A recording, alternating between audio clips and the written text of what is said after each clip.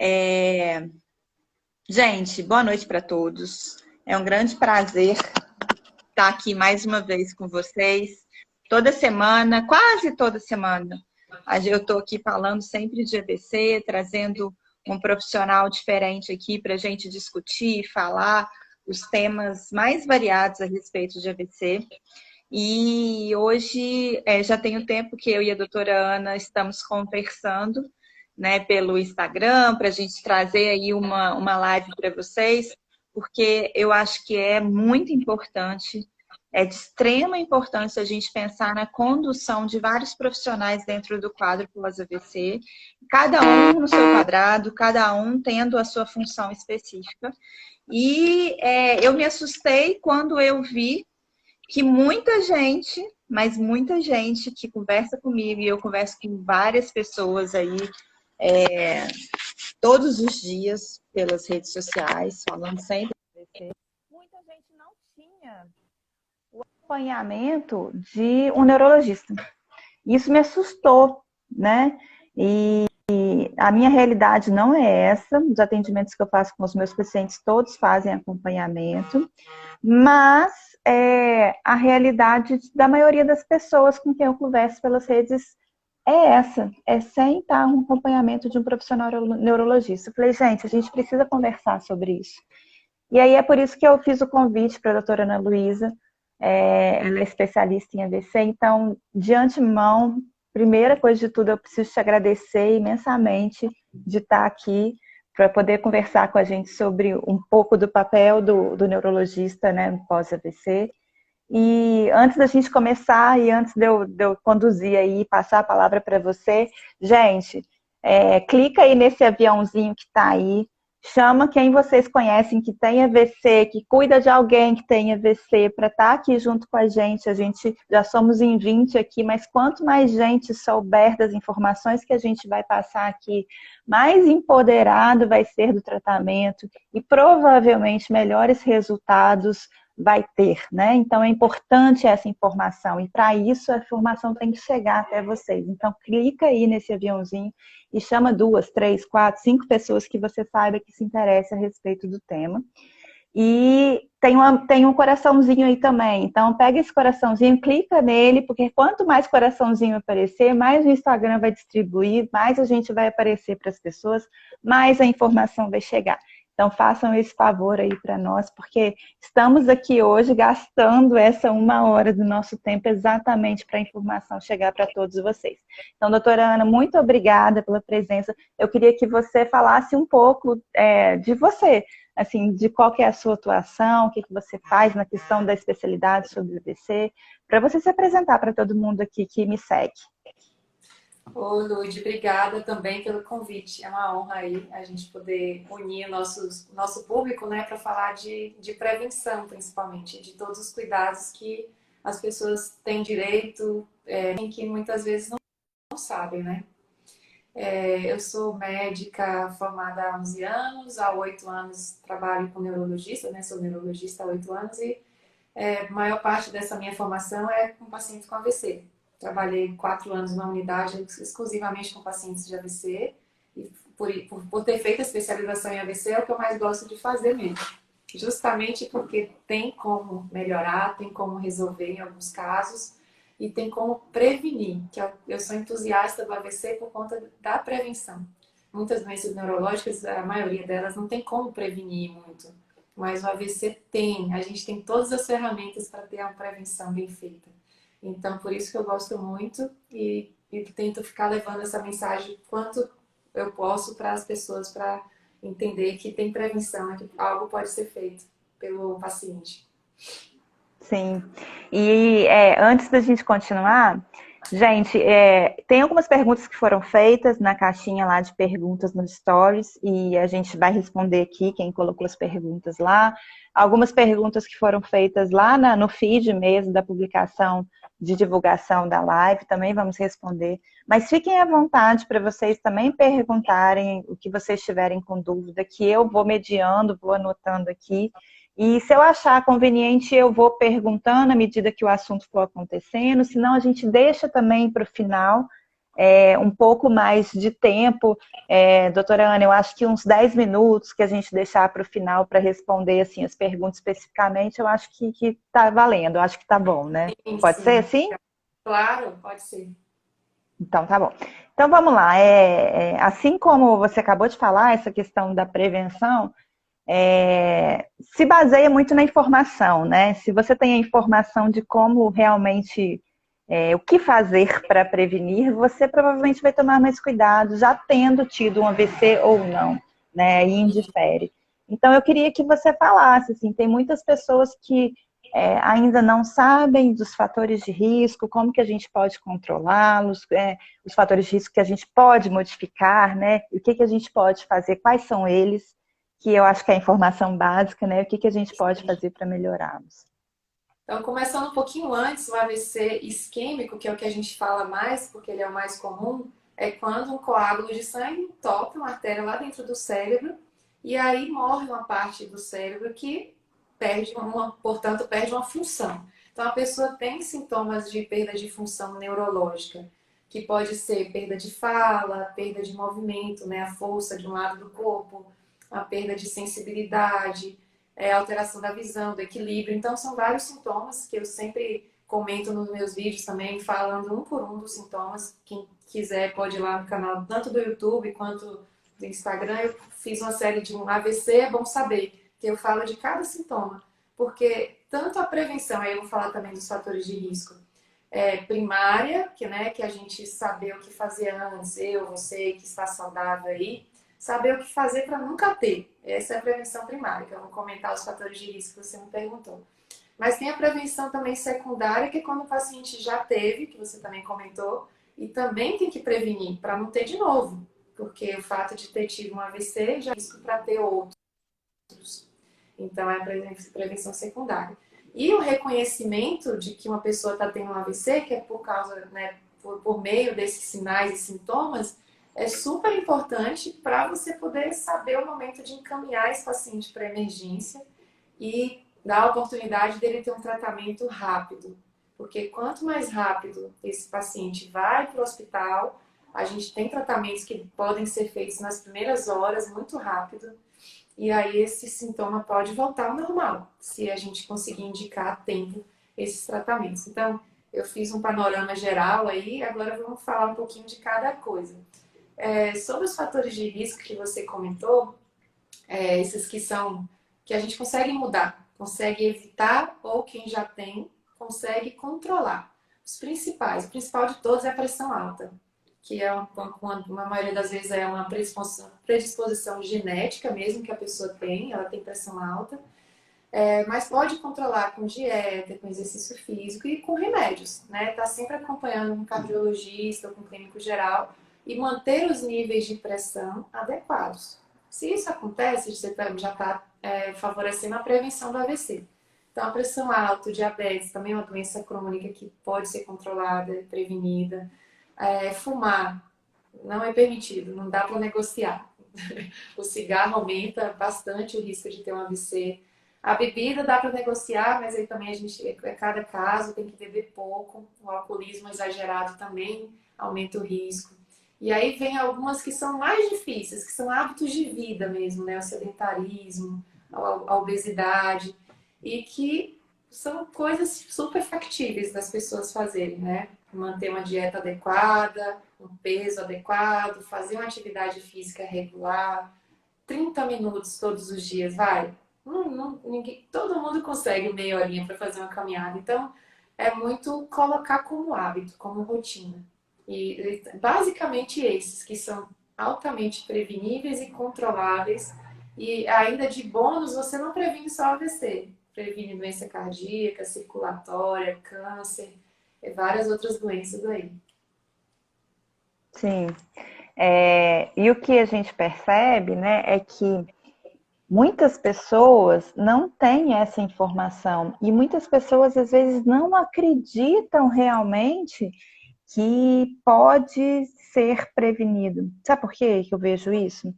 Porque muitas pessoas não conseguem identificar às vezes a causa do AVC. E aí, quando não consegue identificar a causa, fala assim, Não vai ser eu parar de beber, eu parar de fumar, eu ter uma alimentação saudável que vai evitar de eu ter outra. Eu nem sei por que que eu tive outra. Eu era saudável, eu não fumava, eu não bebia, né? Então, e a gente vê muito, eu não sei se você compartilha comigo dessa experiência, mas eu vejo hoje, chegando no consultório, já numa fase mais, né, estável, já paciente do ambulatório mesmo, pessoas muito novas, uma faixa etária muito menor do que há 10 anos atrás, do que há 18 anos atrás, quando eu comecei a atender esses pacientes, e com um fator de risco estresse muito acentuado, sendo um fator que está aí gerando, não estou falando que é único, claro que não, mas que está gerando aí casos importantes, assim, reincidências importantes de AVC. Você concorda comigo ou você vê de outra maneira?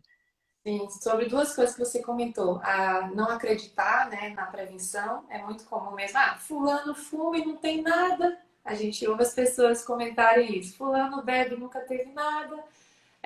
Então, realmente, e como quando envolve hábito de vida que depende de esforço pessoal, é muito mais difícil. É muito mais fácil um remédio, um comprimido que você dá, e, né, a pílula mágica. Todo mundo queria uma pílula mágica que prevenisse todas as doenças, mas não tem. Sim. Então, hábito de vida que depende do seu esforço é mais difícil mesmo.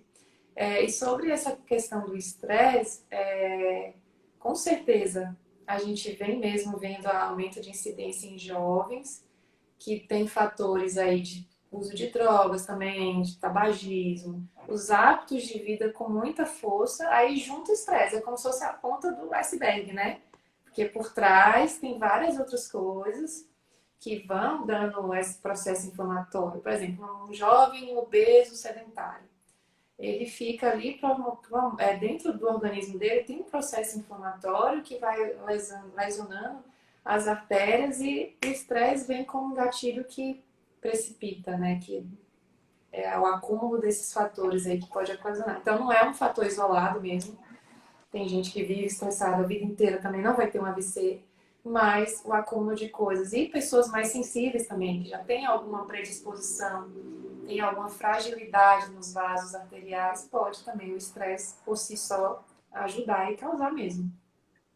E tem uma predisposição até genética mesmo, né? Que a gente pode aí pegar o histórico familiar, né? Se a pessoa tem um histórico familiar aí de pai, mãe, que já tiveram, né, essa história de AVC, pode acontecer, por mais que às vezes tenha um fator, né, que não está ali controlado totalmente, né? Pode Isso. acontecer também, né? Pode, e é interessante também que algumas pessoas até se revoltam assim, poxa, eu sou atleta, tem uma menina que me acompanha até que é atleta, super jovem, sou atleta, não fumo, não bebo, faço, né, tudo certinho e tive AVC. Aí é uma fatalidade, que é os raros casos que tem a ver mesmo com a genética, ou história, ou a hereditariedade, né, a questão da história familiar, ou uma predisposição genética que é sua e inerente àquele organismo, não tem uma explicação.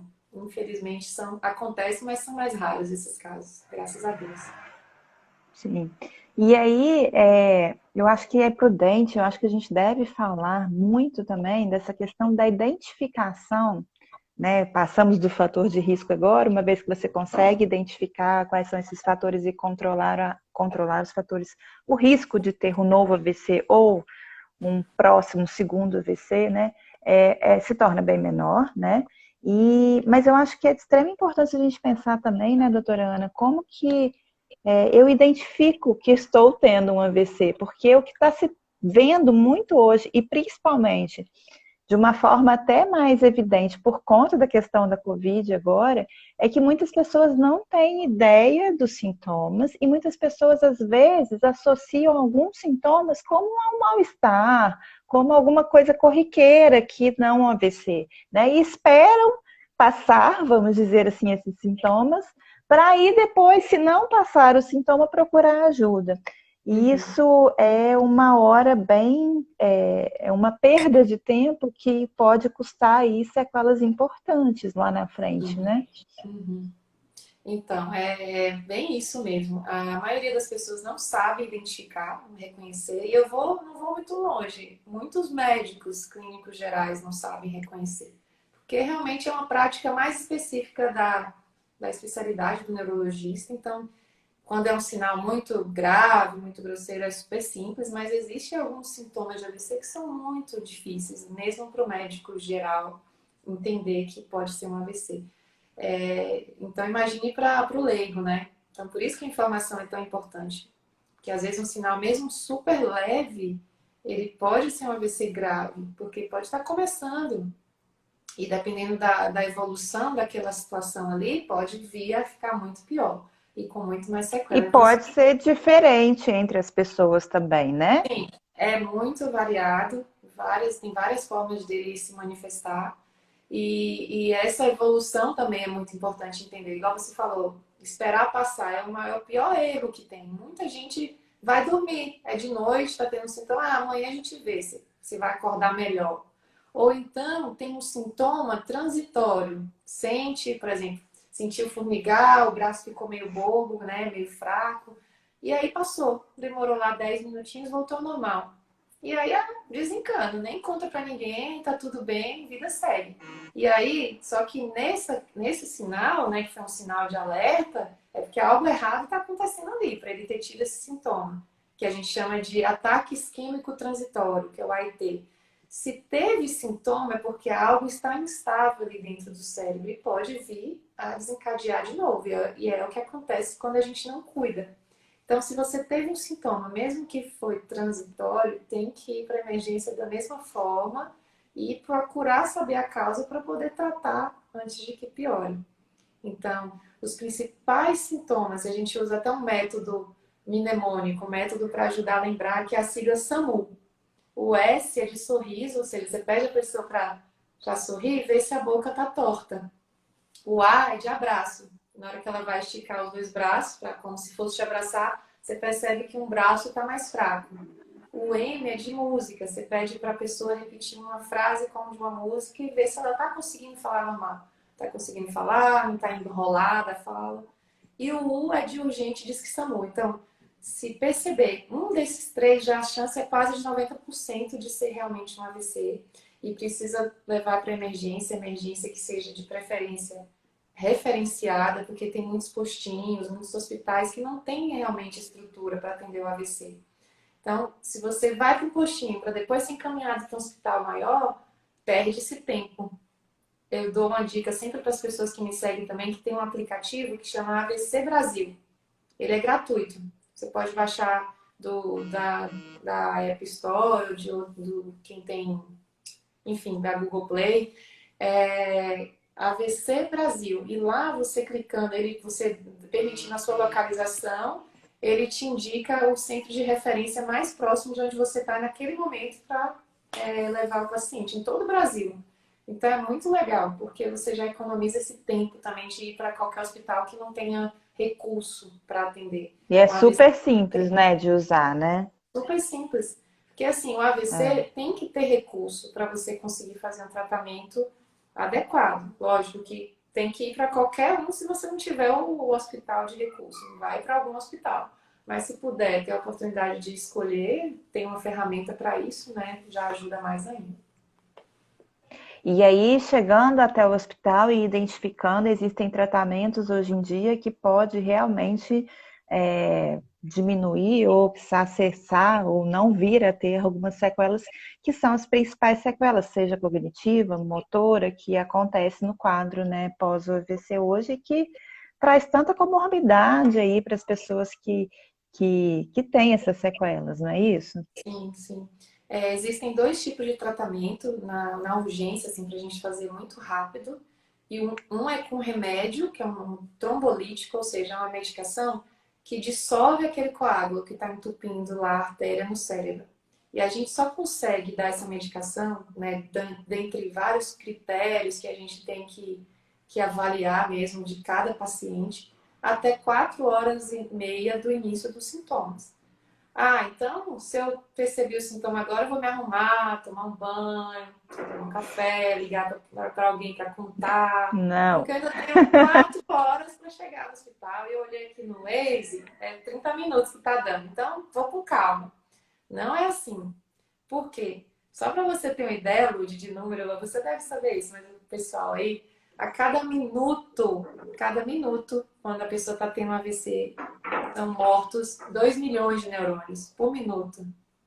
Então, gente, é muita coisa, muito risco de sequela se você não correr. Então, percebeu o sintoma, tem que ir imediatamente para o hospital, porque por mais que o remédio possa ser aplicado até 4 horas e meia, quanto antes ele for aplicado, maior a chance de você conseguir recuperar a função e ficar sem sequela.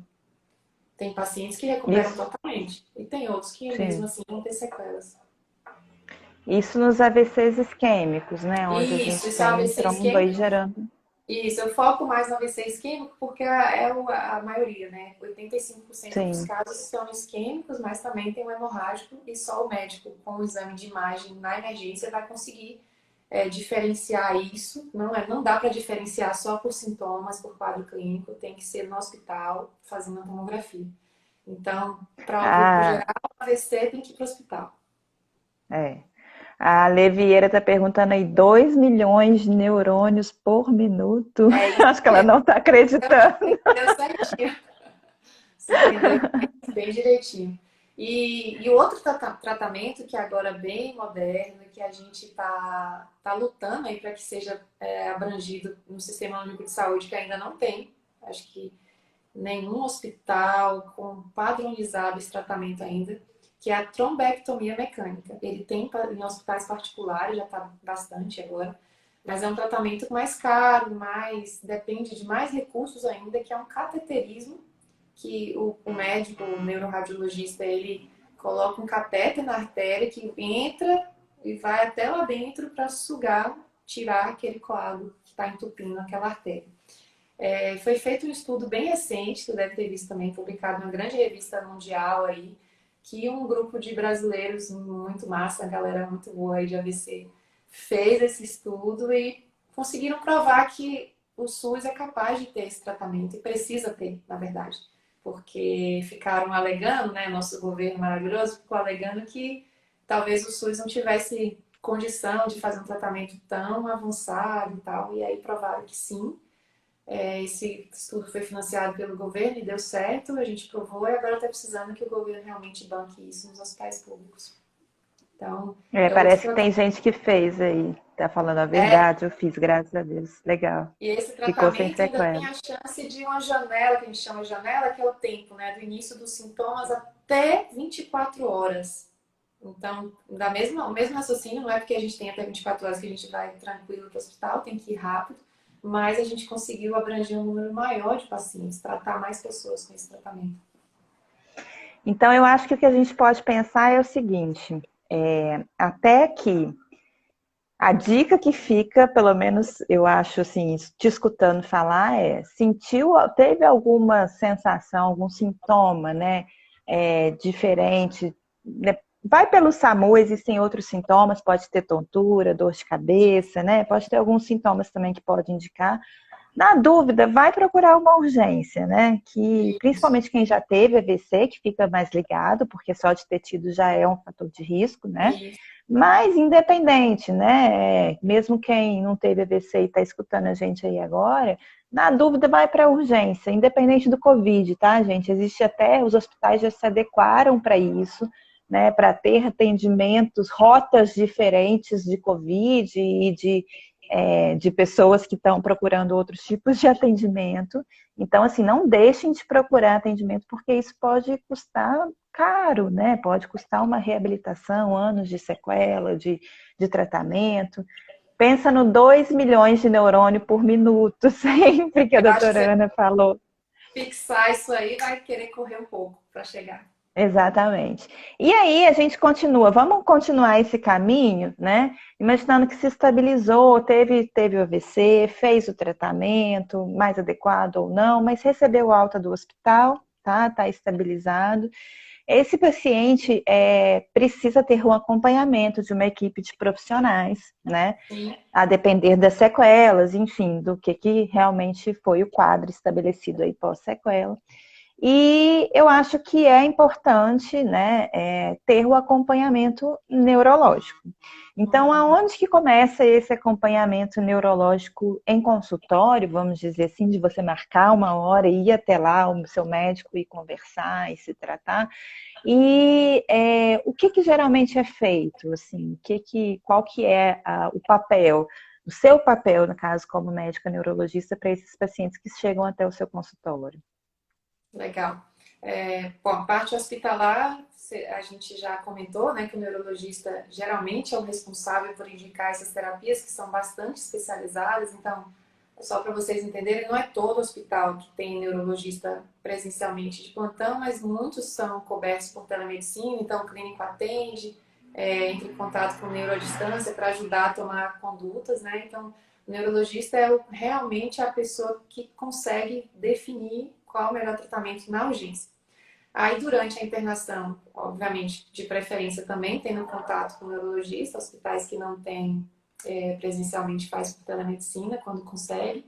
E pós a alta, precisa também. Porque, em geral, durante o hospital, durante a internação hospitalar, a gente já vai buscar a causa do AVC. Então, faz uma investigação. Porque não adianta só, teve um AVC, né? E daí? Daí agora é saber de onde veio esse problema que causou o AVC. Se foi um coágulo que veio do coração, se foi das artérias, se foi outra doença dos vasos. Então a gente tenta descobrir a causa para, a partir daí, fazer uma prevenção secundária, ou seja, dar um remédio que vai evitar que esse AVC se repita. Porque se a gente tem uma causa ali, a gente tem que cuidar dessa causa para que isso não aconteça de novo. Que é o maior perigo de quem teve um AVC ter várias vezes. Tem gente que tem vários AVCs, né, que não cuida direito. Então, a nossa função primordial é descobrir a causa e tratar corretamente. E nem sempre isso é de primeira, às vezes a gente precisa de exames repetidos. Então, quando você vai para o consultório do neurologista ou para o ambulatório, a primeira coisa é saber se realmente a investigação da causa está completa. Se a gente já tem uma causa definida, que não é tão simples assim. Tem causas que estão bem na cara, outras precisa de um tempo, precisa de vários exames especializados para a gente descobrir o que causou aquele AVC. E a partir daí fazer o segmento desse tratamento. Escolher o remédio certo, acompanhar as doses, ver se a medicação está adequada. Essa é a coisa básica. E aí vem os detalhes, né? Que é todo o conjunto que aí vem a sua parte, né? O tratamento que é multidisciplinar. Se o paciente ficou com sequela, vai precisar de fisioterapia para reabilitação, vai precisar de terapia ocupacional, vai precisar de fono para linguagem. Então a gente vai entrar em contato com toda a equipe multi para fazer a reabilitação, vai cuidar da pressão, do diabetes, acompanhar se ele está fazendo atividade física, quando que ele pode voltar para fazer atividade física. É uma pergunta muito frequente também nas redes sociais, quando que pode voltar à vida normal. Então isso vai depender de cada um, de cada tamanho do AVC, de cada tipo, de cada causa. Tudo isso a gente faz esse acompanhamento dessa pessoa, esse plano de cuidados que eu chamo, que envolve tanto investigação da causa, o tratamento adequado, o controle de todas as doenças que estão envolvidas ali, né? Doenças crônicas que merecem acompanhamento, a orientação sobre os hábitos de vida, o retorno ao trabalho, o retorno à vida normal. Então, são essas as funções do neurologista, que resumindo tudo, é evitar que isso aconteça de novo, deixar a pessoa bem, sem que isso volte a acontecer. Eu vejo que tem muita gente que pergunta e que tem dúvida a respeito de convulsão após AVC.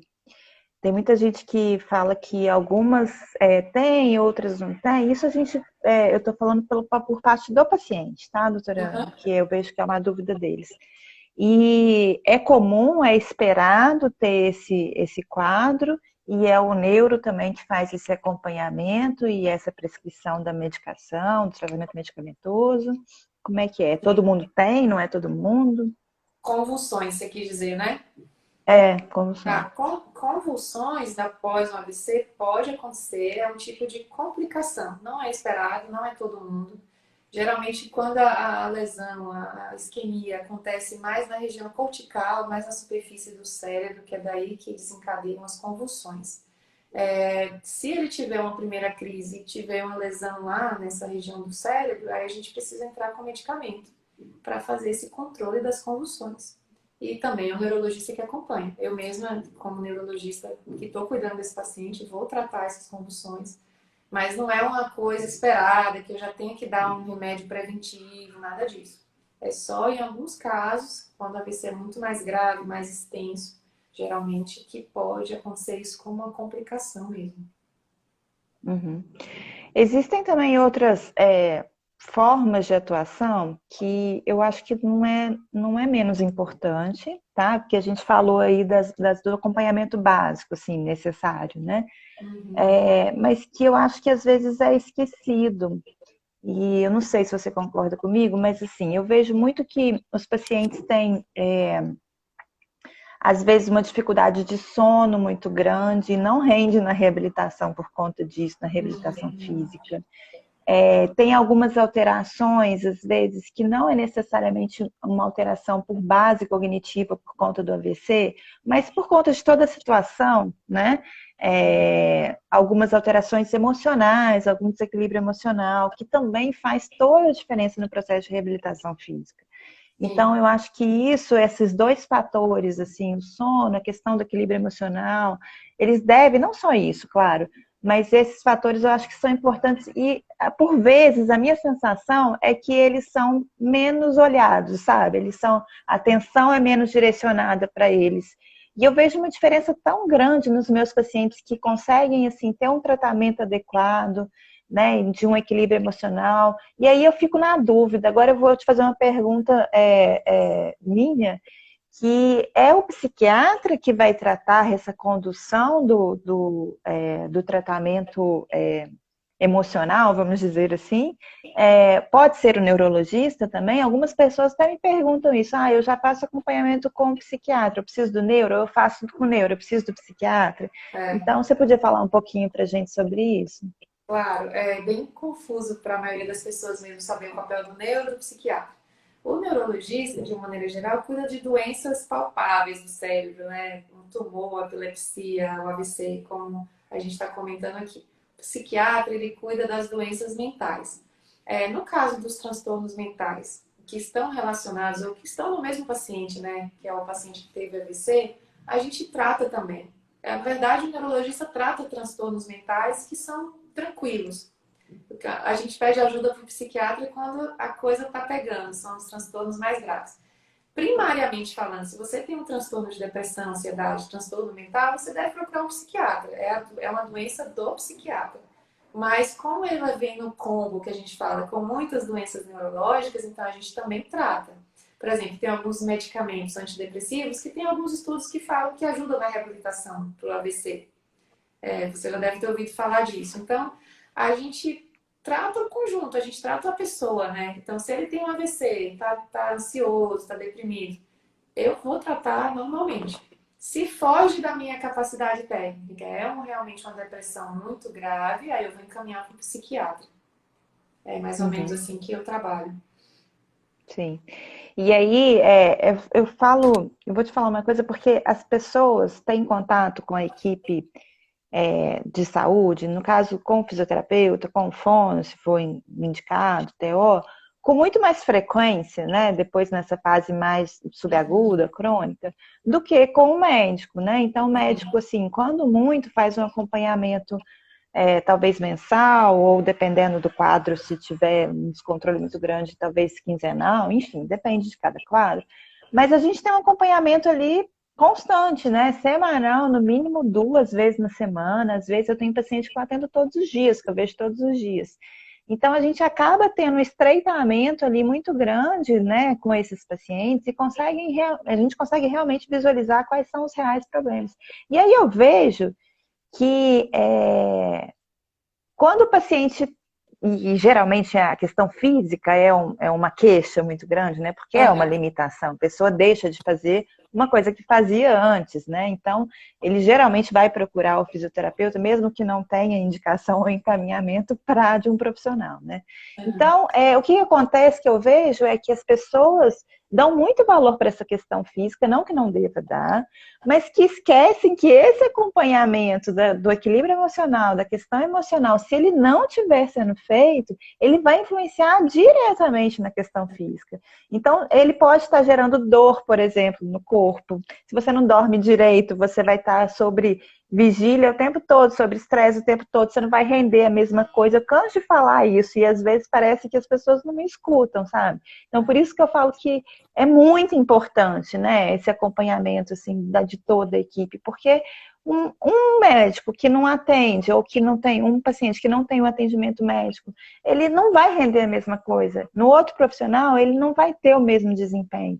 Então, não adianta, aí tem gente que fala, mas eu tô colocando todos os meus esforços na fisioterapia. Não adianta, tem que ser toda uma equipe que possa estar atuando de forma complementar um com o outro e trazendo, é o que você falou, é tratar um todo, né? Sim, Não é tratar exatamente só a questão física, porque o emocional vai influenciar na física. Eu acredito muito na saúde integrativa, eu não sei sim, se esse é um olhar da senhora, mas assim, eu acho que a gente pode conversar um pouco sobre isso, né? Porque é uma sim. coisa que as pessoas têm que começar a ver o todo, assim, não é só a questão física propriamente disso. Quanto que o estresse pode influenciar, por exemplo, numa espasticidade? Muito. Eu vejo pacientes que chegam totalmente estressados, descontrolados, aconteceu algum problema, e aí a espasticidade entra e eu não consigo trabalhar aquela mão naquele dia de jeito nenhum, enquanto a pessoa não se acalma, entendeu? Então eu acho que a gente precisa, o paciente precisa ter essa ideia, precisa ter, né, essa A visão, assim, gente, por nossa mais. cultura tem muito estigma, né? Muito preconceito de você assumir que tá triste, que tá deprimido, ou achar que isso é só besteira e que não precisa cuidar. Então, é uma coisa da cultura mesmo. E como você falou, muitas vezes é mais importante. O transtorno, né, mental, de humor, acaba piorando mais do que o físico. Muitas e muitas vezes. Eu vejo paciente com dor. Teve alguém que perguntou se é normal ter dor após AVC. Sim, super. E muitas vezes não é só pelo AVC em si, a questão física, é pela questão emocional, porque envolve todo um complexo mental e biológico e físico. Então, isso aí que você falou é um ponto muito, muito interessante mesmo. E como eu disse, também existem medicações que atuam nas duas coisas. O mesmo remédio que eu posso prescrever de maneira precisa para um paciente pode atuar na dor, no emocional e ajudar a reabilitação. Então, é muito importante que o médico também esteja inteirado para olhar o paciente dessa maneira integrativa, como você falou, e atuar nesse sentido. Bem legal mesmo. E eu acho também que tem vezes que tem gente que fala assim, não vou tomar remédio, já tomo um monte de remédio, mas às vezes é necessário por determinado momento E para é por um estabilizar tempo, né? aquele quadro. É por um tempo. Exatamente. Às vezes vai fazer 6 meses, uma medicação vai te ajudar na fisio e ele vai ficar bom depois, ele sai do remédio, tranquilo. Exatamente. É isso Mas que eu quando sempre falo também. Você não vai tomar remédio para a vida inteira, na hora né? que você Então, assim, fala claro, antidepressivo, aí a pessoa já abomina. Nossa, mas eu não tô deprimida, né? Então, é, exatamente, exatamente. E às vezes pode, e às vezes não, vai trazer, quando, né, orientado por um profissional, vai trazer um benefício tremendo, assim, em todos os aspectos. Tem algumas pessoas me perguntando algumas coisas aqui, eu acho que é interessante aí, vou passar para você.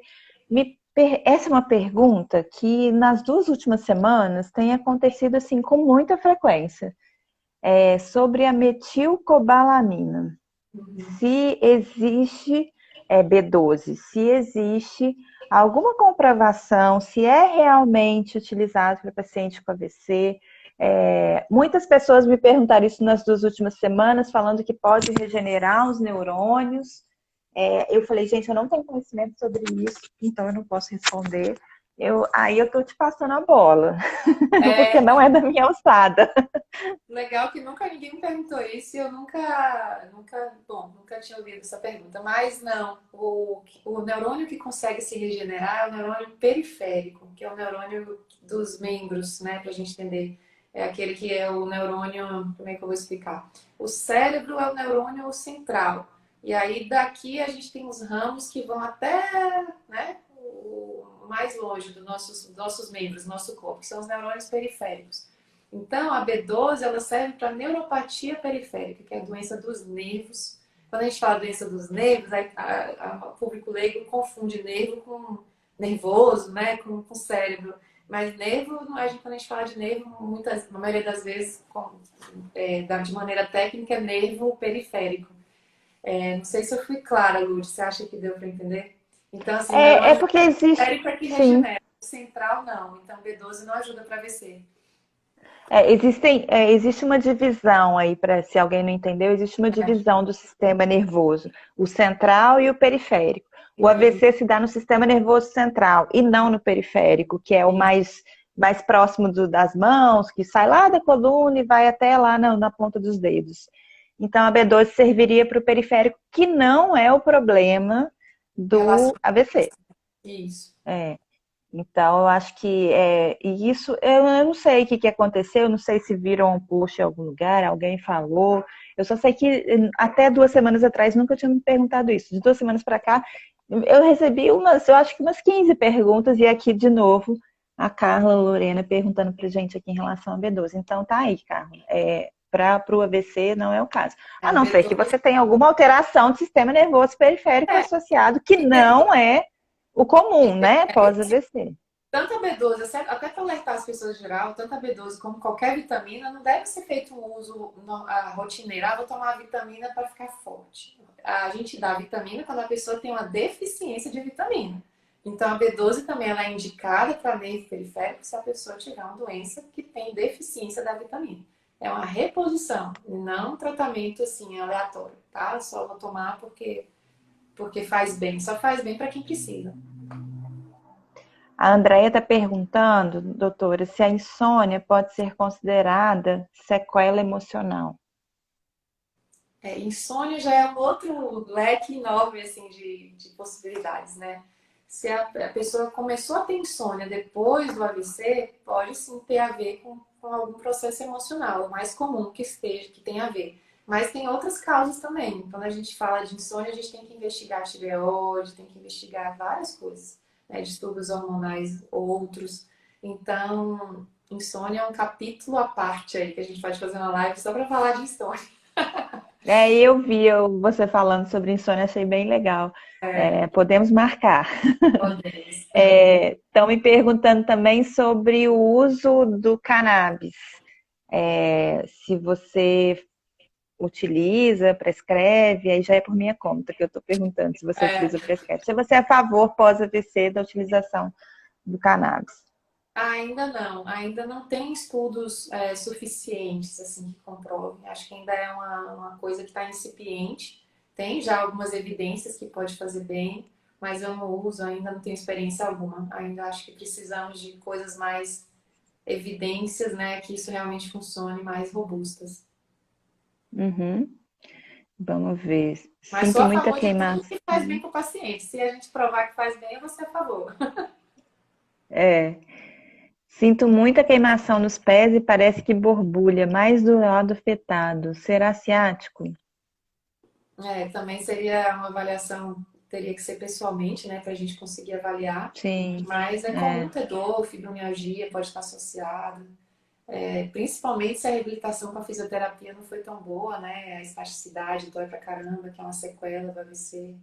Então, aí se tem diabetes junto, pode estar aí tendo alguma coisa do diabetes junto, que pode dar queimação nos pés, que é outra história também. Porque nem sempre a pessoa que tem um AVC vai ter só isso, né? A maioria das vezes tem outras doenças juntos, e aí mistura um pouco as coisas também. E eu acho também que a gente tem que tentar entender a origem, né? A dor ela é multifatorial, né? Então, se aconteceu depois do AVC, a gente tem que tentar entender, porque existem algumas regiões do cérebro onde a gente vai ter aí quadros, às vezes, dolorosos mais importantes. Então, vamos pensar assim, uma dor neuropática, se vem por conta da sequela ou se é uma dor por conta da condição de imobilidade, né? Então, isso precisa ser avaliado, eu acho que ou uma dor por conta de uma doença associada, né? Uma neuropatia periférica contra uma diabetes, por conta da imobilidade que começou a acontecer depois do AVC. Então, tem N fatores aí que a gente pode pensar. uma coisa que a Cristina coloca aí, que o braço ficou muito pesado depois do AVC. E isso é uma queixa comum, né? Você pode falar um pouquinho por que que acontece isso? Então, tem uma fraqueza, né? Você não tem aquele tônus muscular que mantém o seu corpo de uma forma adequada. A perda do tônus faz com que o peso vá todo, principalmente muitas pessoas, você já deve ter atendido vários com dor no ombro, né? Também pode acontecer luxação, porque o braço está pesado. Você não tem uma força suficiente para mantê-lo firme. Então, esse peso, na verdade, não é que ele está pesado, é porque ele está fraco, a musculatura está sem força para sustentar. Aí parece um peso, né? Então, é essa É, sensação. e a gente, sem nenhuma alteração, sem nenhuma sequela, a gente não percebe, às vezes a gente não é capaz de levantar toneladas, mas a gente tem um tônus, né, que é considerado tônus normal, que faz a manutenção, pelo menos, da nossa posição do nosso corpo no espaço, né? E aí, quando você perde isso, pelo menos nas primeiras, na fase aguda, isso é muito comum, logo depois que tem o AVC, que fica o braço bem flácido, bem caído, você perde a capacidade até de posicionar o seu braço mesmo parado, não precisa nem levantar, ter tanta força É assim, não. super pesado, E aí é como se a gravidade estivesse puxando esse braço para ir para baixo mesmo, e aí essa sensação de peso é muito comum, muito comum. Aí só E isso precisa ser para trabalhado. falar um pouquinho da sua área também, que eu falei da velocidade, da rapidez que deve ser feito o tratamento médico, mas logo após a pessoa ter um AVC, quanto antes começar a fisioterapia, né, a reabilitação, também mais é a chance dela se recuperar. Então a reabilitação tem que ser muito precoce. E aí fala um pouquinho, o tempo tem que ser assim logo para poder a pessoa se recuperar. Tem estudos mostrando que a partir de 48 horas você já pode começar a fazer a intervenção fisioterapêutica de acordo com os achados que você tiver ali durante uma avaliação. Antes disso, se tem ainda uma lesão muito ativa e aí pode até gerar uma instabilidade hemodinâmica, algumas alterações importantes para o paciente. Então, mas 48 horas já é suficiente para a gente começar a fazer esse trabalho e de forma mais precoce possível, né? Porque quanto antes tem eu acho que a Micheline tá aí, eu adoro falar essa frase dela. A gente tem um grupo de WhatsApp só com pessoas com AVC, hoje somos em 110 quase. E aí a Micheline fala: vamos aproveitar que a neuroplasticidade está aí a nosso favor. Então é mais ou menos por aí, tá a favor de todo mundo, independente de ter AVC ou não, né? Tá. E, então é mais ou menos por aí, a neuroplasticidade está a nosso favor e a gente tem que fazer estímulos corretos, fazer com que essa neuroplasticidade seja positiva, realmente gere aí novas conexões neurais e consiga fazer aí a recuperação no máximo possível. Claro que cada caso é um caso, cada lesão é uma lesão, né? A gente está até cansado de falar isso, mas a realidade é essa. Então a gente deve começar no mais cedo possível, mais precoce possível, porque tem intervenção, mesmo que você não consiga fazer absolutamente nada, mesmo que você esteja na cama e não consiga se movimentar, e aí sim, né, que se Aí deve mesmo.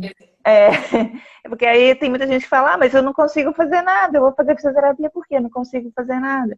Mas a fisioterapia está aí para ajudar nesse retorno, né? E tem muita gente que passa muito tempo, né? Ah, danou, você deu a palavra para mim, ó, e agora eu começo a falar igual uma doida, tá vendo? pode falar. Tem gente que passa muito tempo sem fazer fisioterapia, às vezes porque não teve orientação ou porque não teve acesso, né? Às vezes ficou acamado e não tem quem vá até a casa para fazer, né? Porque é difícil, né? Ainda mais pelo sistema público ter o profissional para ir até a casa, o atendimento domiciliar ainda é mais difícil ainda. E que passam os 6 meses da fase aguda e falam, nossa, muita gente me falou, isso é uma coisa também que me perguntam muito, eu não sei se acontece com você, mas muita gente me pergunta, passou 6 meses, me falaram que os ganhos maiores são em 6 meses, e a partir dos 6 meses até 2 anos a gente tem ganhos também, mas passou de 2 anos já era, não se tem ganhos nenhum. E aí eu só queria colocar, e eu queria que você falasse também um pouco o que você ver sobre isso. Eu queria só colocar que isso realmente é um estudo que acontece, que aconteceu e que comprovaram que existe uma curva ascendente até 6 meses. Essa curva vai... É como se fosse a curva do Covid, sabe? Na primeira fase do Covid, foi lá em cima. Então, 6 meses. Depois ela vai achatando, né? Depois ela vai diminuindo e aí ela chega num platô, numa estabilidade. Aí muita gente acha que não tem ganho. Mas é uma questão muito proporcional também, porque quando ela teve AVC, ela ficou parada, sem fazer nada, numa cama, e de repente, com 6 meses, ela já está andando. Uhum. Né? Então, assim, a proporção do ganho é muito grande até 6 meses. E o que eu queria deixar, assim, para todo mundo é que existe ganhos mesmo depois de 2 anos, porque às vezes o tratamento não foi adequado até então, né? Então, eu vejo pacientes aí com 5, 10 anos pós-AVC que não tiveram tratamento adequado até então e que ainda assim têm ganhos, né? Então, acho que é importante a gente falar disso. Quanto antes começar, melhor, evidente, claro que sim. Mas também quem ainda não começou, para não ficar achando que não, já passei dos 2 anos, já estou na fase crônica, não ganho mais nada. E não é isso, né? Antes Não tarde sei do se que você tem essa experiência. Exatamente. Não sei se você tem essa experiência de pegar um paciente já após muito tempo e achar que não resolve nada. E não é assim, né? A gente vê ganhos, Eu sim. acho que na pior das hipóteses, Lourdes, pelo menos não deixa piorar mais, né? Se você realmente, depois, se você começar a terapia depois de 2 anos, talvez você não vá melhorar tanto, né? Quanto você tivesse começado antes. Mas pelo menos você pode evitar que isso piore mais. Por exemplo, uma espasticidade, alguma coisa desse tipo, você acaba controlando. Tem várias coisas que vocês fazem. A física é uma mágica. É muito É, legal. é. Então, assim, Tem outro. vamos fazer física mesmo tarde, mais fácil. Vamos lá, deixa eu ver se tem mais alguma pergunta aqui. Enjoo e tontura é sequela pós-AVC? Causa de secção espontânea da carótida direita, que foi provavelmente a causa do AVC Pode dessa Camila. acontecer, depende do local que foi atingido, né, o cérebro. Não é para ser por muito tempo enjoo e tontura, né? Mas depende de cada paciente. Não É. dá para responder se é sim ou não de maneira para todo mundo. Ah, a Sandra está fazendo uma pergunta de US$ 1 milhão, Sandra. Está perguntando se a mão dela vai voltar a mexer igual antes do AVC. Eu não sei nem se eu vou conseguir ser igual de 10 minutos atrás que eu fui. É muito difícil de responder isso, não é, doutora Ana? Muito, muito, é muito individual, né? Cada pessoa reage diferente ao tratamento, ao remédio, a uma terapia, ao próprio AVC. Tem gente que sai zerado, tem gente que fica com mais sequelas. Então, vai depender tanto do como você foi atendido, a velocidade, o tamanho do seu AVC, quanto de terapia você fez, são muitos fatores. Não dá pra gente Agora, avançar. uma coisa eu te falo, Sandra. Ela está perguntando o que ela deve fazer. Provavelmente a mão não mexe, tem que entender o porquê que a sua mão não está mexendo, qual que é a real causa, se está flácida, se está espástica, o que você já fez, o que você não fez. Mas uma coisa eu te falo, existe tratamento fisioterapêutico para otimizar isso, a depender, claro, de cada quadro. Mas se você não fez nenhum tratamento para estimular essa volta do movimento, então existe tratamento para isso, E se sim. não fizer a Se vai fisioterapia, garantir o retorno total, não. não tem como, a gente não tem como saber isso. Vai depender da Garante. evolução, da resposta, do seu controle emocional, da maneira como você dorme, se você, né, de todos esses fatores aí que estão entrelaçados, né, e que vão influenciar na sua saúde, né? Mas algum ganho vai ter se fizer o tratamento. Isso a gente quase que garante, né, Lu? De algum ganhozinho vai ter. Exatamente. Quem quer participar aí do grupo pós-AVC, vai lá na minha bio, tem um link lá na bio, clica no link aí, redireciona para o grupo, a gente está lá todos os dias, eu abro 2 horas por dia, a gente conversa, discute, faz sugestão a respeito de AVC, e deve ter eu e algumas pessoas lá que não tivemos AVC, mas que estamos aí trabalhando com AVC. Doutora Ana, se quiser também participar, vai ser um enorme prazer. Legal, muito bom. Vamos lá, e a Micheline está falando, a frase da Micheline que eu sempre falo, ela está falando aqui, perceba a neoplasticidade agir após muitas repetições. É real. Obrigada, Micheline, é real. Aí, gente, tá? A Micheline teve AVC e ela pode confirmar para Tá vocês que dando é seu real, tá? testemunho, né? Exatamente, Teve exatamente. uma pergunta que a gente viu aqui, que eu acho que você já tinha comentado comigo, da progressiva. Fiquei curiosa para responder. Ah, é. Teve alguém que perguntou se pode fazer progressiva após o AVC, escova progressiva no cabelo. Perguntado isso também. Muito engraçado. Claro que pode, vai ficar bonito pelo menos, né? Deixa o cabelo bonito pós o AVC. É lógico que não é uma fase precoce, você ainda tá ali fazendo, sei lá, uns 15 dias, um mês, não. Mas depois de 3, 6 meses, tranquilo.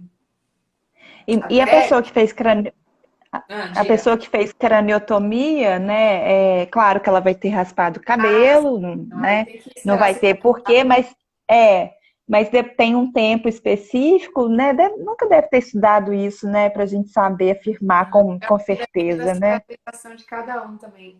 O que eu ia chamar a atenção é É, porque as pessoas que têm AVC por dissecção arterial, que aí geralmente são artérias do pescoço. E aí a progressiva entra com um cuidado que não é do produto em si, é da posição no pescoço.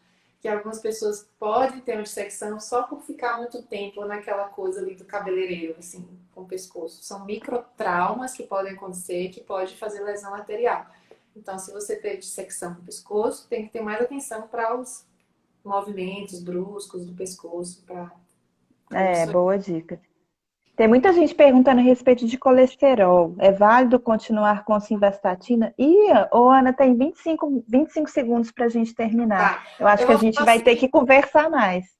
Vamos falar o seguinte para as pessoas. Eu vou deixar uma caixinha lá nos meus stories. Aí, as perguntas que eu não respondi, vocês mandam lá, que depois eu respondo pelos stories para vocês, todas. Podem ficar tranquilos. Doutora Ana Luísa Araújo, Instagram, para quem não está lá. E aí, qualquer coisa também pergunta no meu, eu